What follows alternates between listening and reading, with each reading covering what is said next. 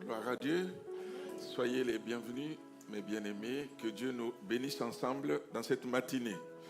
Voilà, donc je voulais ouvrir la Bible avec vous. On terminera un peu avant 11h30, parce qu'à 11h30, nous aurons à l'Assemblée générale extraordinaire de notre association culturelle.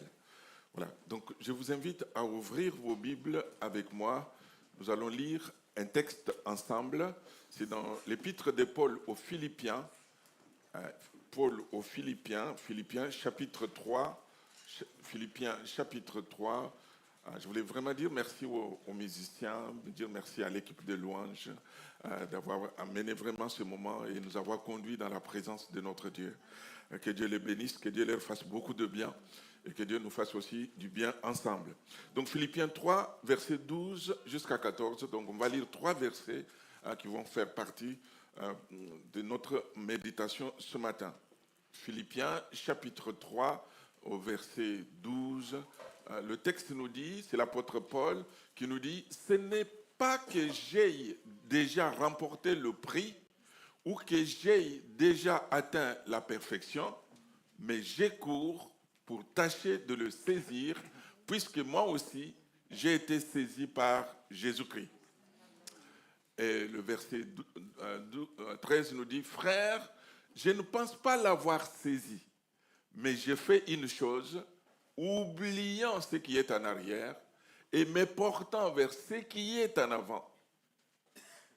Je cours vers le but pour remporter le prix de la vocation céleste de Dieu en Jésus-Christ.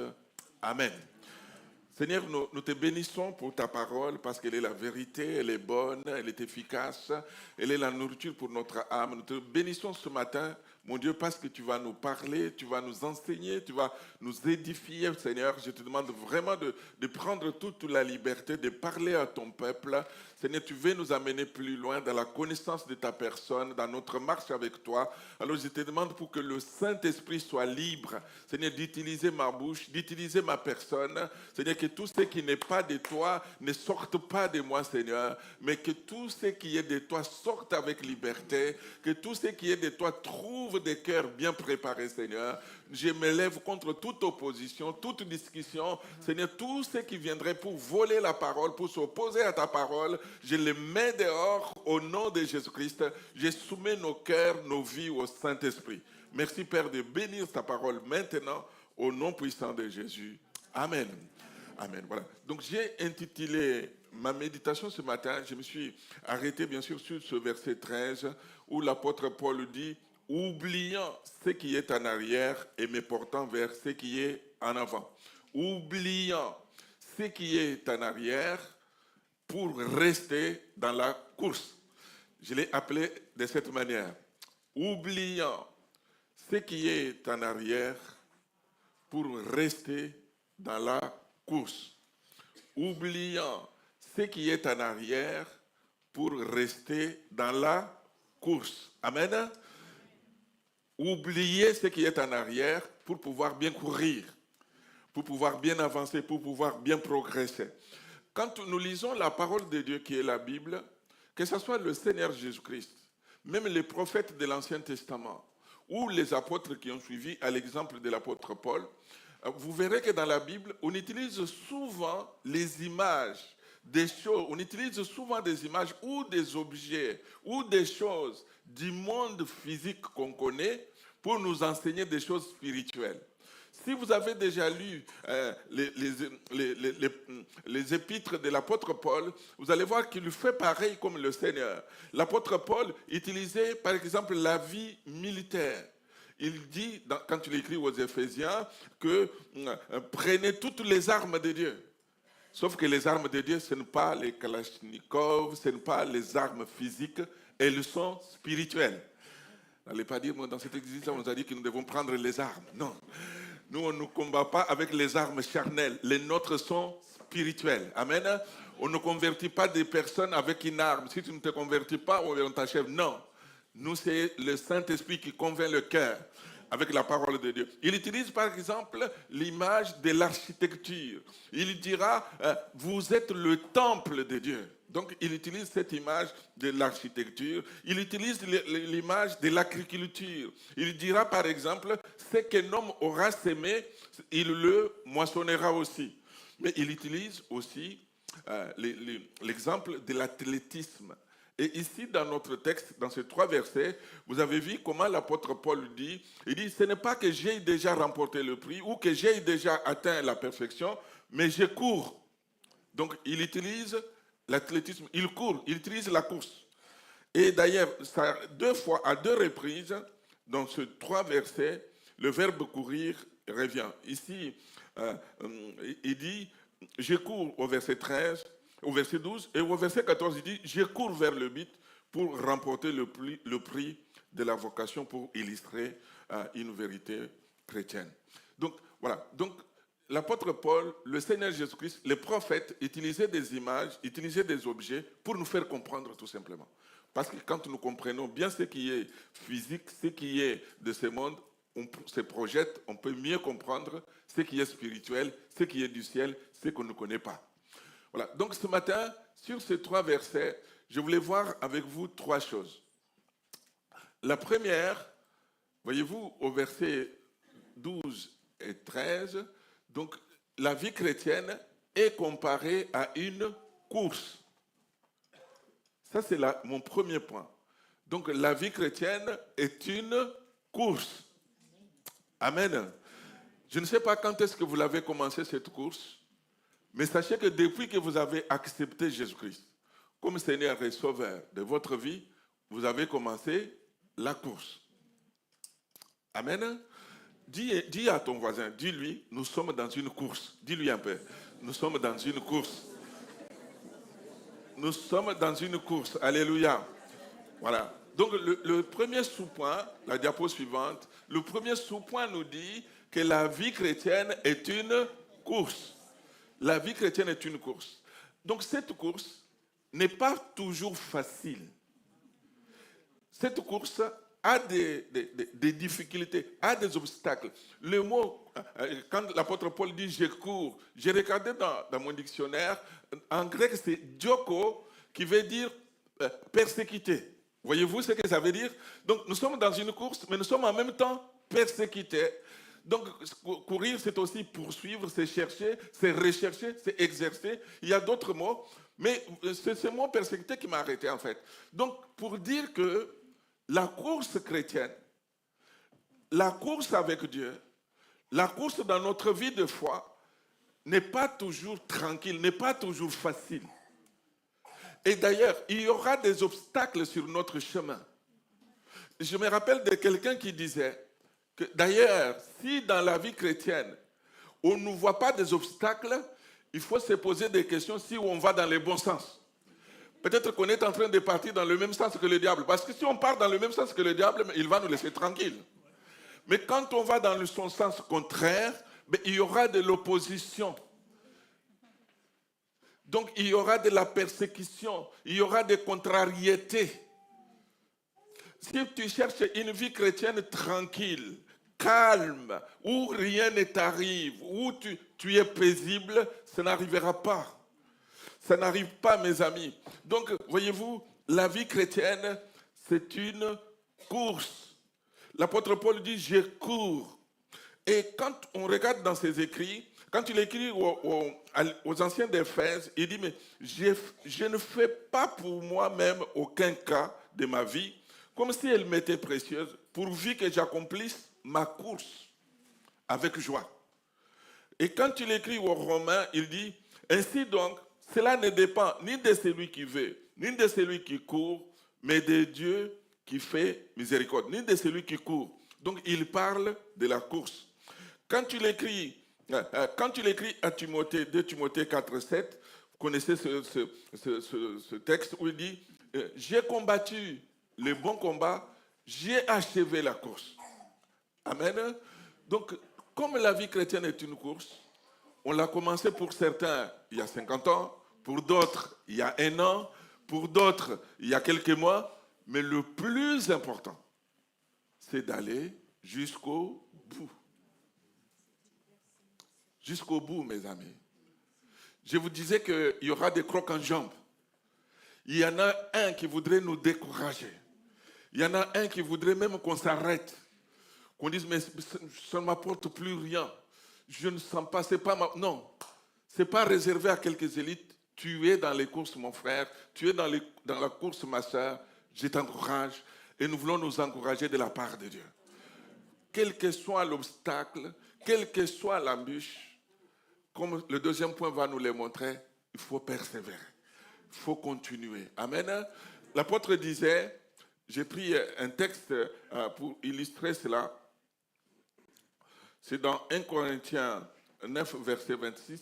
Voilà, il dit, moi donc je cours, non pas comme à l'aventure, je frappe non pas comme battant l'air, mais je traite durement mon corps et je le tiens assujetti de peur d'être moi-même désapprouvé après avoir prêché aux autres. Je voudrais dire à l'Église que ce n'est pas le nombre d'années de conversion qui nous garantit notre marche, notre course avec Dieu. Ce n'est pas notre rang social qui nous garantit notre course avec Dieu.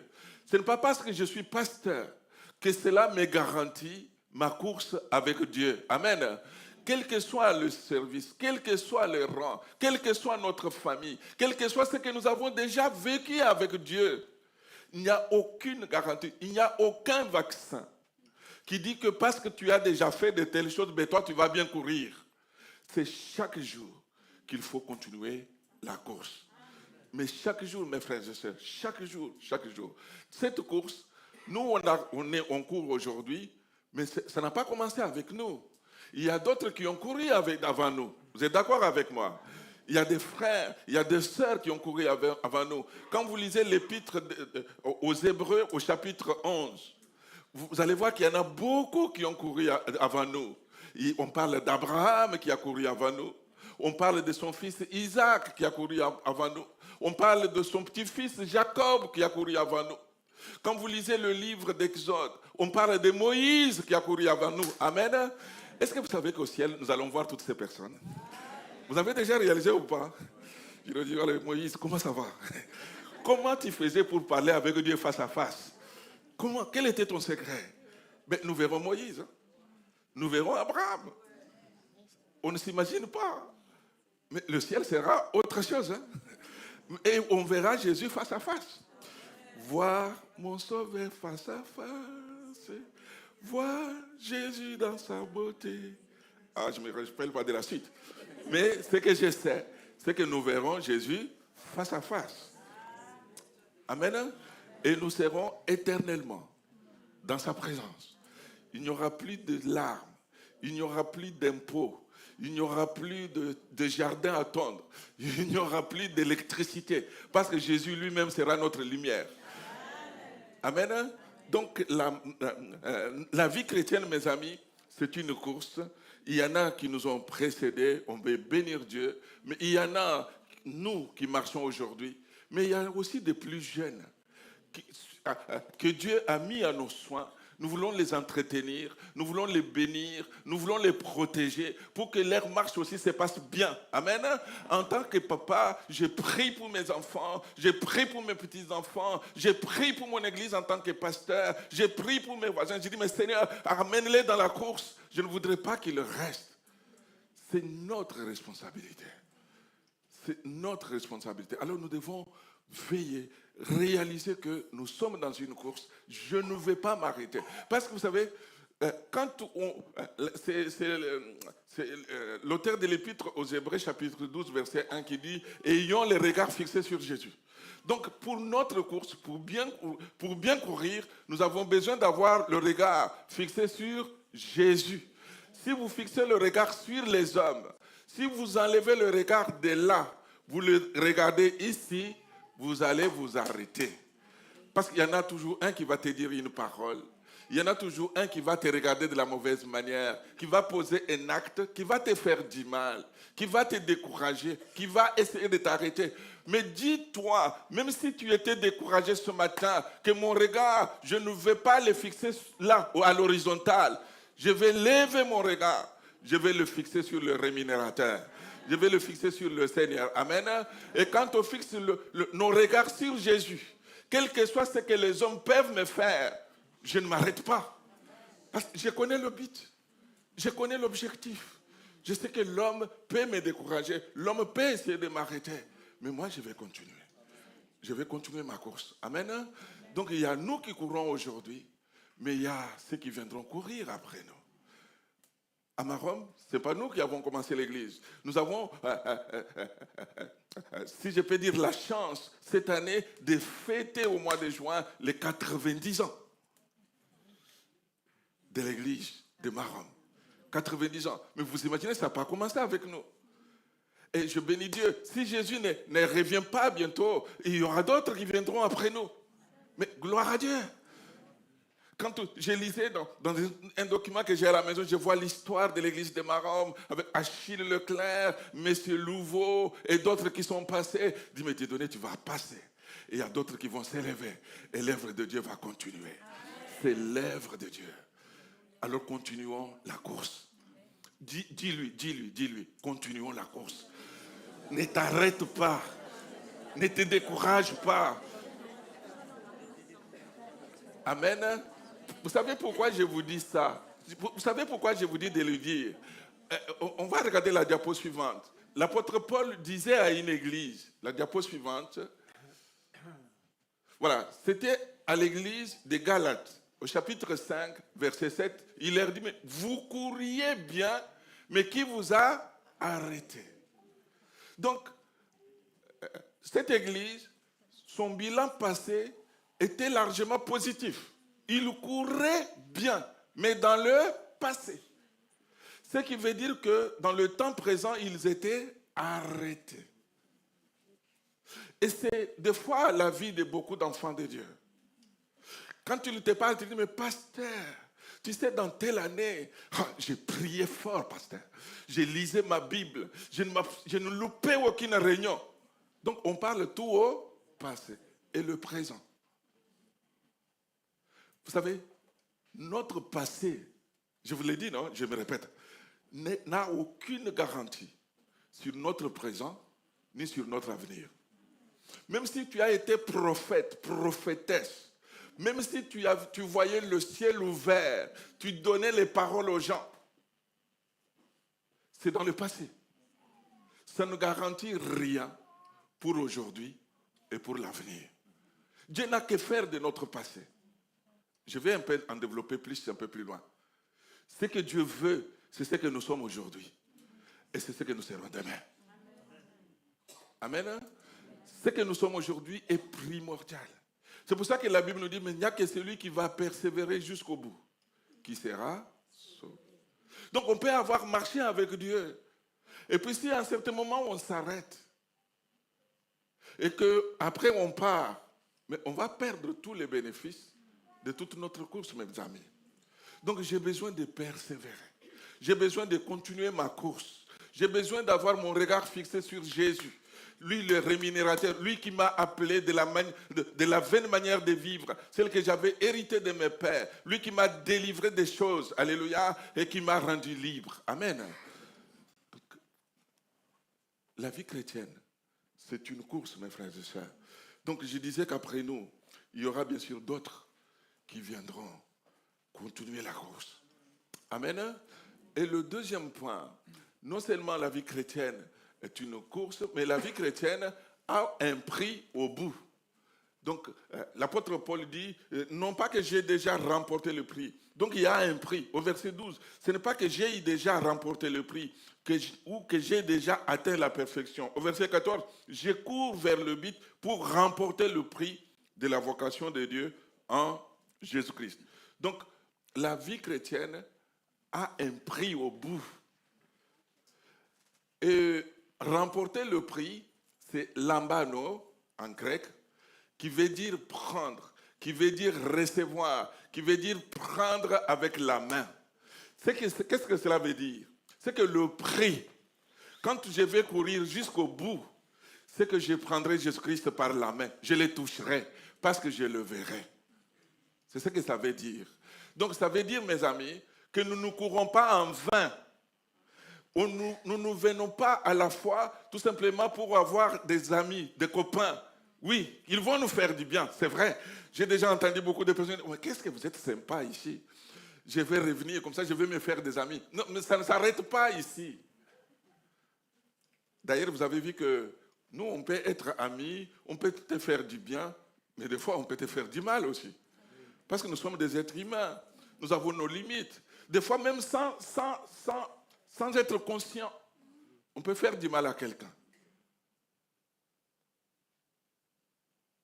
Alors, quand on vient dans la maison de Dieu, quand on accepte le Seigneur comme Seigneur et Sauveur de notre vie, notre but, ce n'est pas seulement de trouver des amis, ce n'est pas seulement de nous faire du bien, mais c'est de savoir que la vie chrétienne a un prix au bout. Et quel est ce prix? C'est vivre avec Jésus-Christ dans le ciel. Contempler mon Dieu sur son trône. Comme on avait l'habitude de chanter, contempler mon Dieu sur son trône. Vivre avec Jésus dans le ciel. Ah, c'est ça mon problème.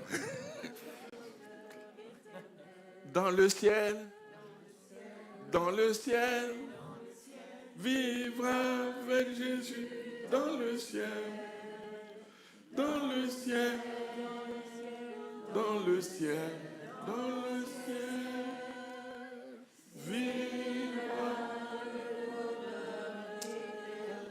Amen, amen, amen. Gloire à Dieu, gloire à Dieu, gloire à Dieu. Est-ce que vous comprenez que dans le ciel, nous verrons Jésus sur son trône? Peut-être que vous avez déjà entendu ça depuis votre enfance. Vous êtes tellement habitué que vous vous dites, mais il nous dit toujours ça, on sait, on connaît. Mais est-ce qu'on réalise de voir Jésus face à face, de voir Jésus sur son trône et nous, on est là autour? Il n'y aura plus de nuit, il n'y aura plus de tempêtes, il n'y aura plus de ténèbres, il n'y aura que la lumière. 24, je ne sais pas si on peut dire 24 sur 24 heures, parce que là-haut, on ne va plus compter les heures. Donc la vie chrétienne est une course. La vie chrétienne a un prix. Et le prix n'est pas à comparer. Ce n'est pas les honneurs du monde, ce n'est pas l'élévation de quelqu'un d'humain. Le prix, c'est vivre dans la gloire de Dieu. Et la Bible nous dit que lorsque nous le verrons tel qu'il est, et tel qu'il est, nous aussi, nous le serons. Donc nous serons tels que Jésus est. Donc nous serons dans sa gloire. Nous passerons l'éternité avec lui. Nous chanterons sa gloire. Nous bénirons le Seigneur. Alléluia. Et au ciel, nous serons avec Jésus. Que son nom soit béni.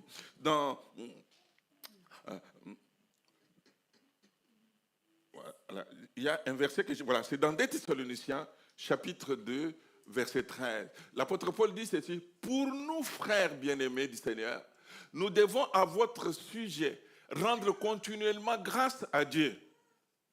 Nous devons à votre sujet rendre continuellement grâce à Dieu. Est-ce que tu peux dire merci à Dieu pour les frères, pour les sœurs? Dire, Seigneur, merci pour les frères que tu m'as donnés. Merci pour les sœurs que tu m'as données. Amen. Nous devons continuellement rendre grâce à Dieu parce que Dieu vous a choisi. Vous êtes choisis de Dieu. Vous savez, quand on vient à la foi, on pense peut-être que c'est par notre effort. Non. L'apôtre Paul dit que c'est Dieu qui nous a choisis. Donc tu es un choix de Dieu. Parce que Dieu vous a choisi quand? Dès le commencement, avant même que tu ne sois formé dans le sein de ta mère, le Seigneur t'avait déjà choisi. Dès le commencement, pour le salut. Donc Dieu t'a choisi parce qu'il veut sauver ton âme. Mais est-ce que toi tu le veux ou pas? Parce que Dieu ne nous force pas. Dieu nous a choisis, bien sûr, mais il faut que nous, on dise notre part. Il faut que nous, on dise oui. Dieu a fait sa part. Il a donné Jésus. C'est en Jésus-Christ que nous obtenons le salut de notre âme. Est-ce que tu l'as déjà accepté comme Seigneur et Sauveur de ta vie? Si la vie chrétienne est une course, c'est une course pour les chrétiens. Mais pour les non-chrétiens, avant même de commencer la course, il faut que tu deviennes chrétien. Comment tu vas commencer une course que tu ne connais pas? Dis-moi, si tu vas à Action, tu commences à travailler. Tu travailles, tu balayes, tu fais tout, tu entretiens les parkings, tu pars. Et puis les jours suivants, tu reviens, tu fais. Et puis les jours suivants, tu reviens. Les jours suivants, tu reviens encore. Et puis à la fin du mois, tu vas voir le directeur. Monsieur, vous avez trouvé vos parkings propres, n'est-ce pas? C'était moi qui entretenais. Allez, je viens chercher mon salaire. Ça se passe comme ça? Vous pensez que le directeur va vous donner un salaire? Il va vous dire, mais je ne vous connais pas. Donc, il ne faut pas courir en vain, quoi. Il ne faut pas faire passer votre temps inutilement. Des fois, vous vous réveillez tôt, vous venez dans les rassemblements, mais sans connaître le Seigneur, sans l'avoir accepté dans notre vie. Tu as besoin, ton point de départ, c'est prendre Jésus-Christ comme Seigneur et Sauveur de ta vie. C'est l'accepter, c'est s'engager avec lui et commencer la course. La course ne commence pas avant de prendre Jésus-Christ. La course commence au moment où on a Jésus-Christ dans notre cœur. Où on a accepté Jésus-Christ comme Seigneur et Sauveur de notre vie. C'est à partir de ce moment-là qu'on commence notre course. Et ici, je voudrais encourager mes amis qui n'ont pas encore fait ce merveilleux choix d'accepter Jésus-Christ comme Seigneur et Sauveur, qui ne sont pas encore engagés avec Jésus. Pourquoi ne pas le faire ce matin? Pourquoi attendre plus tard? Est-ce que le plus tard t'appartient? Est-ce que le lendemain t'appartient? Non. Tu n'es sûr de rien. Ne pas remettre à demain ce qu'il faut faire aujourd'hui. C'est aujourd'hui le jour du salut. C'est aujourd'hui ton jour du départ. C'est aujourd'hui qu'il faut décider pour prendre Jésus-Christ comme Seigneur et Sauveur de ta vie. Amen. Mais maintenant, pour mes frères et sœurs dans la foi, continuons la course. Parce que le prix est grand. Parce que le prix est merveilleux. Amen. Le verset 14 nous dit, c'est à quoi il vous a appelé par notre évangile pour que vous possédiez la gloire de notre Seigneur Jésus-Christ. Non seulement nous serons dans la présence du Seigneur, mais nous allons posséder la gloire. Nous serons dans la gloire dont on a entendu parler. Moïse disait, mais Seigneur, fais-moi connaître ta gloire. Fais-moi voir ta gloire. Parce qu'il voulait voir la gloire de Dieu. C'est quelque chose qui nous dépasse. C'est quelque chose de grand. C'est quelque chose de merveilleux, mes amis. Ah, j'aime bien. Alléluia. Alléluia. La diapo suivante, on passe au verset 13. Là, on était au verset 12. Et au verset 13,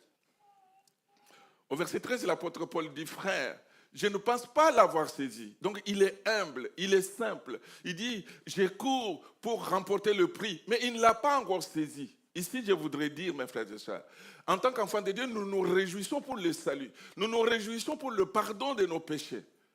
Mais vous savez, je voudrais vous dire aussi, que toutes ces choses n'auront leur plénitude que lorsque nous allons quitter la terre pour rejoindre le Seigneur. Donc, notre salut, parce que j'ai déjà entendu, il y a même des enseignants qui disent qu'on ne peut pas perdre son salut. C'est faux. On peut perdre son salut.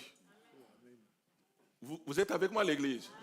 On peut marcher avec Dieu à un certain moment et s'arrêter, on perd son salut. Il n'y a que celui, je l'ai dit, j'aimerais me répéter encore, il n'y a que celui qui va persévérer jusqu'au bout qui sera sauvé. Donc l'apôtre dit, je ne pense pas l'avoir saisi. Et pourtant c'est l'apôtre Paul. Avec toutes les richesses spirituelles qu'il avait, avec la justice de Dieu qui était dans sa vie, avec toute l'expérience qu'il avait de Jésus-Christ, avec toute la communion, toute l'intimité, avec tout ce qu'il vivait avec Jésus. L'apôtre Paul dit humblement, frère, je ne pense pas l'avoir déjà saisi. Donc je ne suis pas arrivé. Au verset 12, il disait, car je ne pense pas avoir atteint l'objectif, atteint le prix, ou que j'ai déjà atteint la sanctification. Donc, il était sûr qu'il avait encore de la marge. Nous avons encore besoin d'efforts de notre part. Nous avons encore besoin de nous booster, de nous dire, mais il faut que tu continues, il faut que tu persévères. Ça vaut la chandelle, ça vaut le coup. Donc, c'est tellement beau, c'est tellement précieux, il faut que tu continues.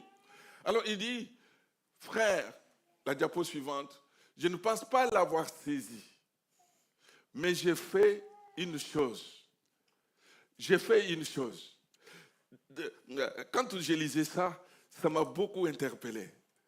Souvent, on court derrière beaucoup de choses. Mais l'apôtre Paul nous dit, mais j'ai fait combien de choses? Une seule chose. Une seulement.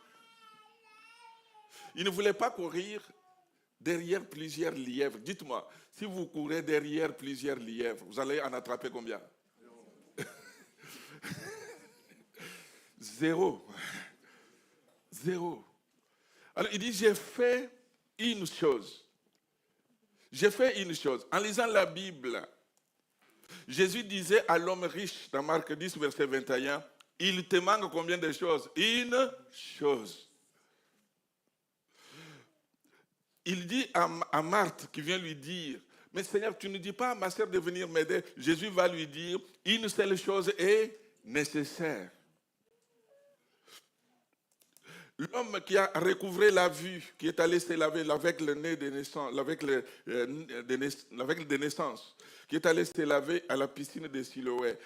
Quand il vient, on lui pose la question, il dit, je sais une chose. C'est lui qui m'a dit, va et lave-toi.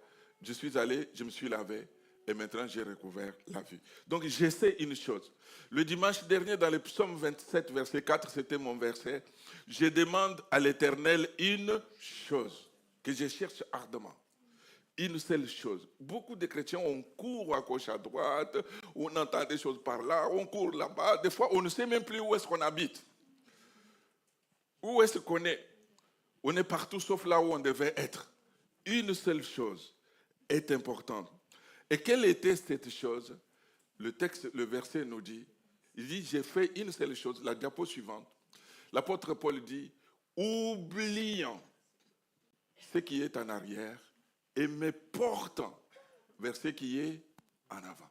Oubliant. Donc une seule chose, c'est qu'à tout prix, il voulait rester dans la course. Il ne voulait pas être disqualifié. Il dit, oubliant ce qui est en arrière. Le verbe oublier vient du grec epilantano. Epilantano, voyez-vous, j'ai pris les explications de mon dictionnaire. Épi qui veut dire, donc épi évoque ici un détournement, comme lorsque quelqu'un se détourne d'une chose pour en fixer une autre. Et lantano, la racine décrit quelque chose qui est fini, qui est devenu obsolète ou dont on ne se sert plus. Donc, epilantano, qu'est-ce que cela veut dire? Ça veut dire qu'avant, tu viens mon frère, donc je parlais, on n'a pas prévu comme ça. Donc avant, je parlais avec mon frère, il m'intéressait, c'était vraiment Enoch, je l'aime, donc on s'est parlé face à face. Et quand tu lui dis, oubliant ce qui est en arrière, c'est que dès que je le dépasse,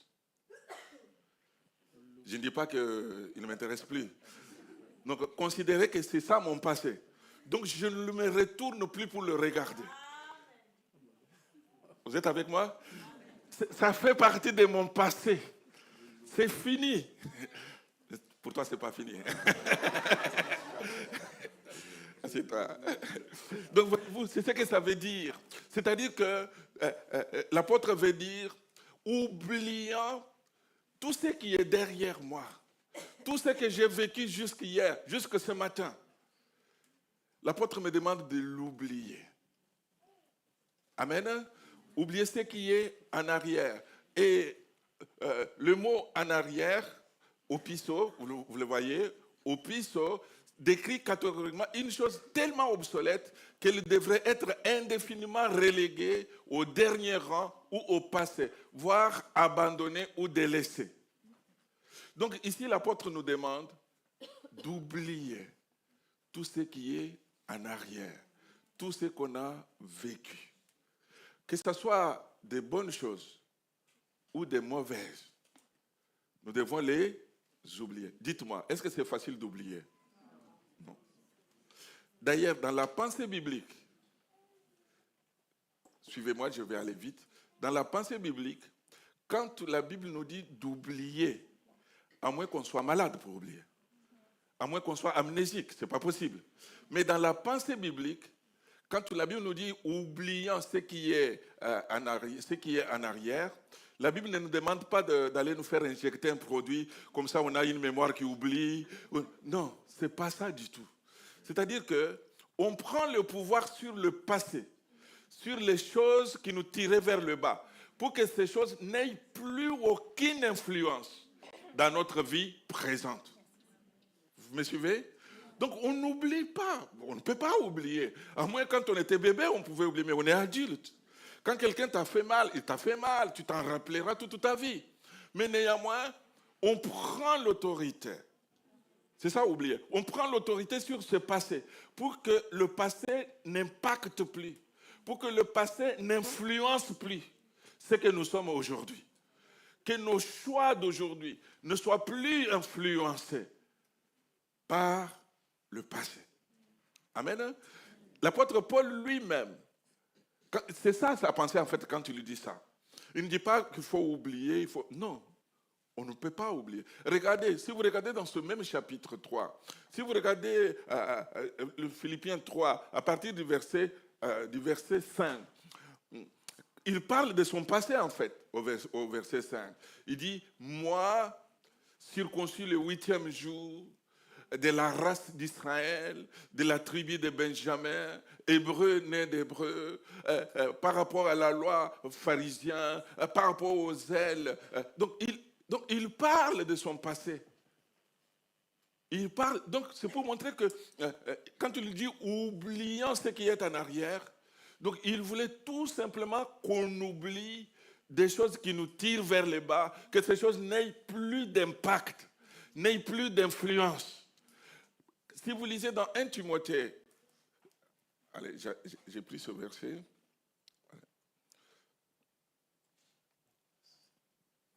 Si on lit 1 Timothée, je pense que je l'ai donné à la technique.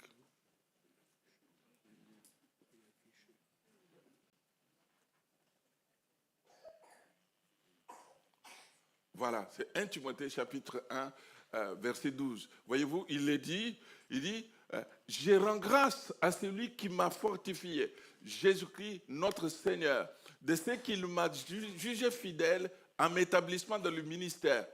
Regardez comment il parle de son passé. Il dit, moi qui étais auparavant un blasphémateur, un persécuteur, un homme violent.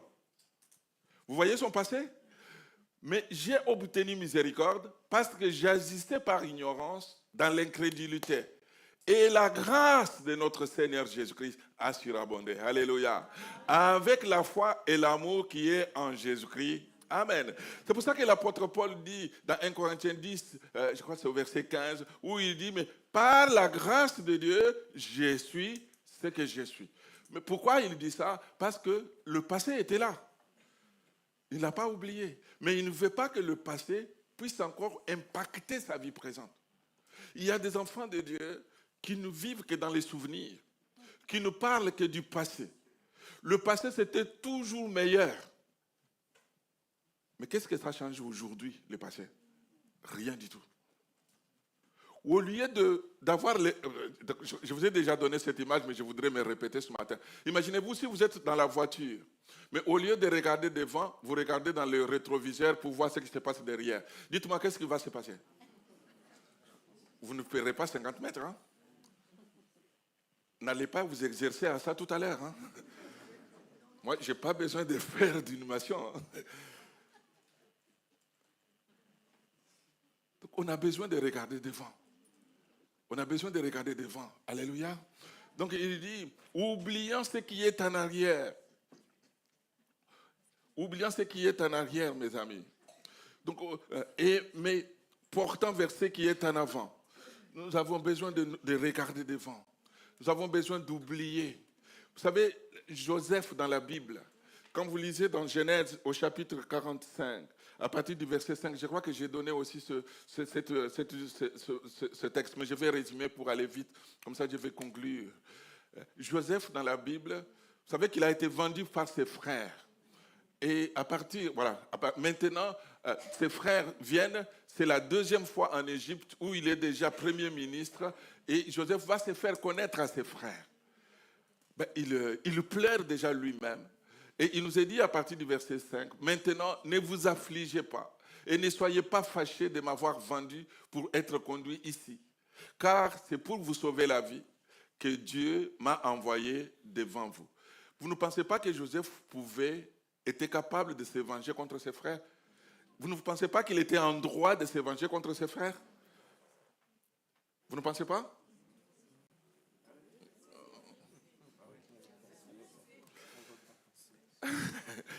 Il était en droit. Vous vous imaginez, les frères l'ont vendu. Et là, il pensait même qu'il est allé mourir.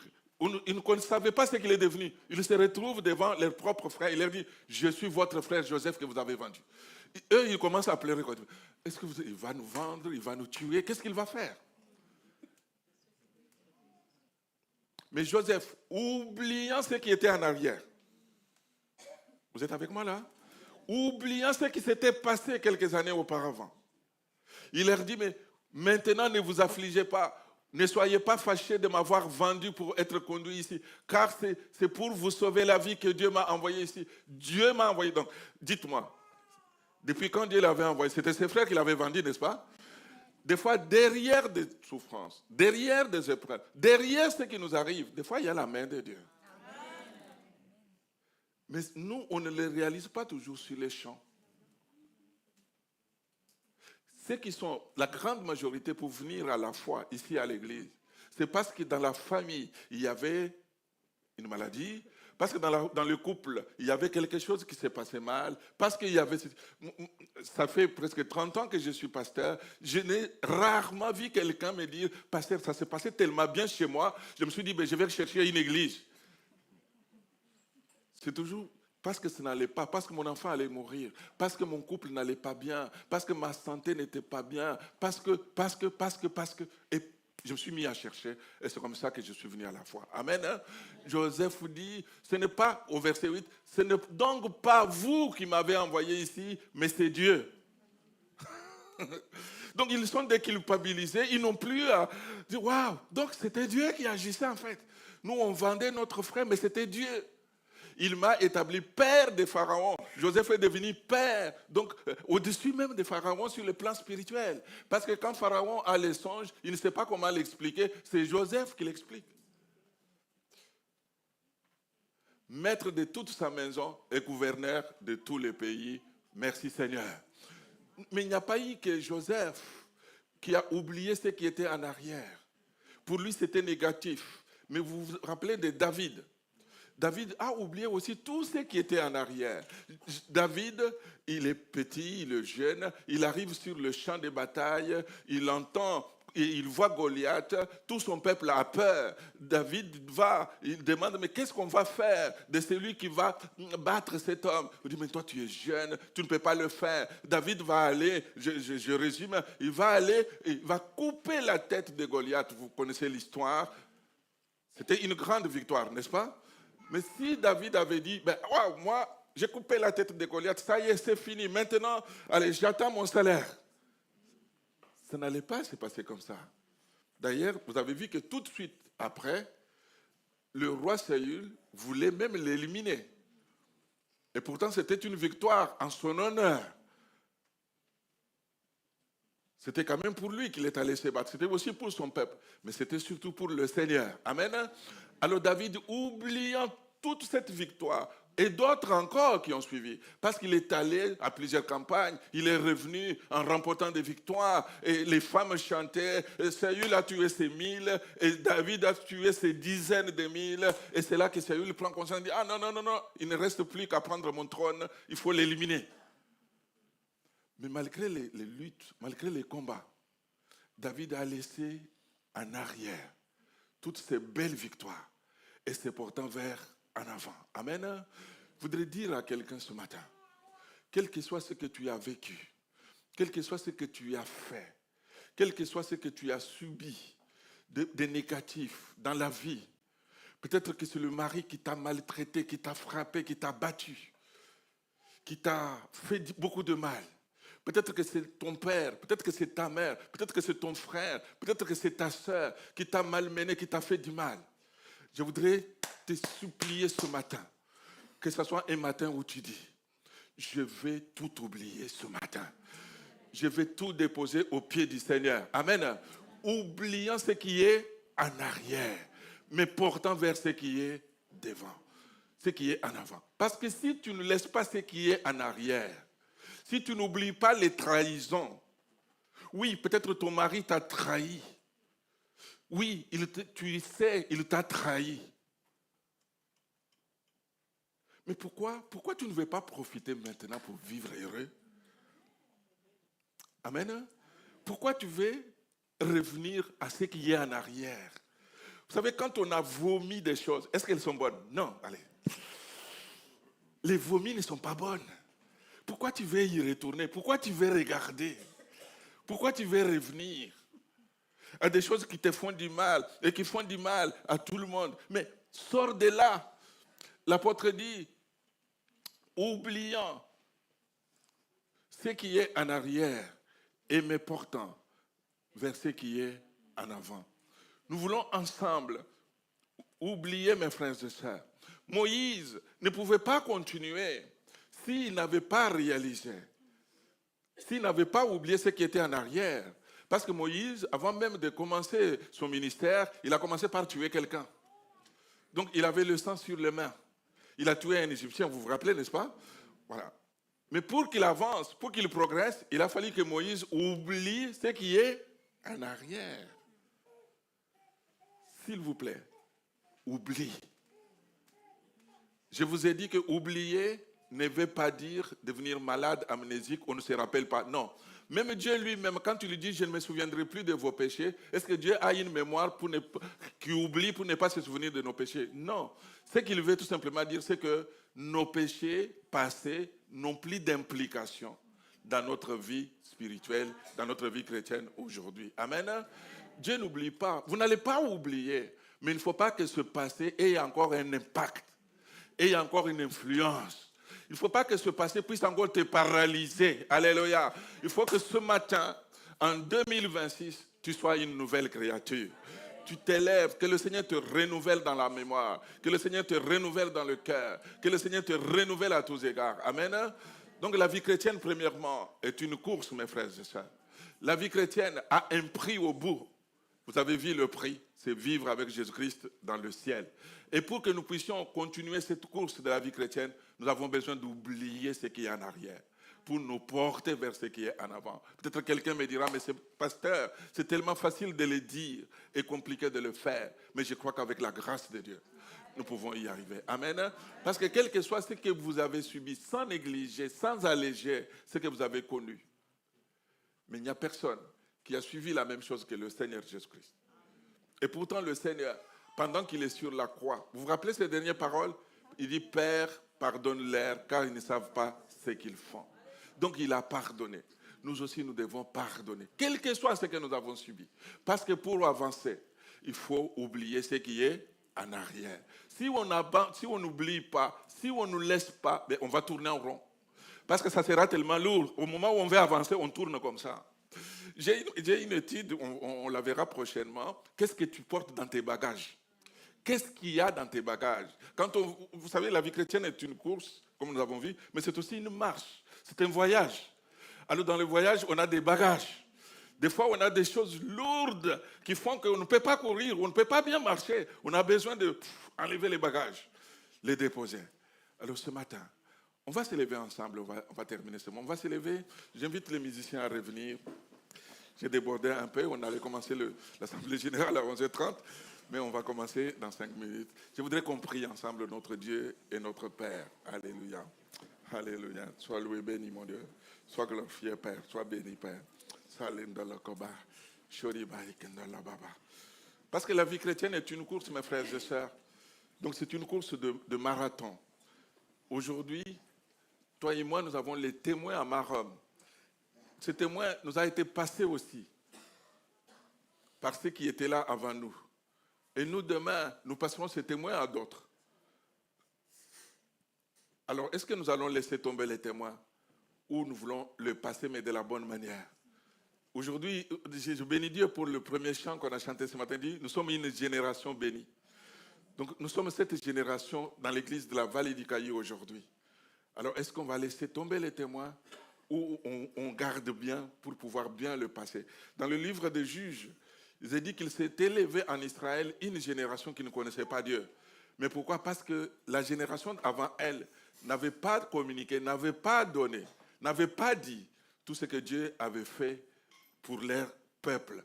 C'est pour ça que cette autre génération s'est élevée. Ma prière, c'est qu'ensemble nous puissions réaliser que nous sommes dans une course. On va prier. On va dire, mais Seigneur, je vais compter sur ta grâce pour aller plus loin. Seigneur, je vais compter vraiment sur toi. J'ai mon regard sur toi. Aide-moi, je ne voudrais pas m'arrêter. Je ne voudrais pas me décourager. Je vais continuer ma course. Je vais aller jusqu'au bout par ta grâce.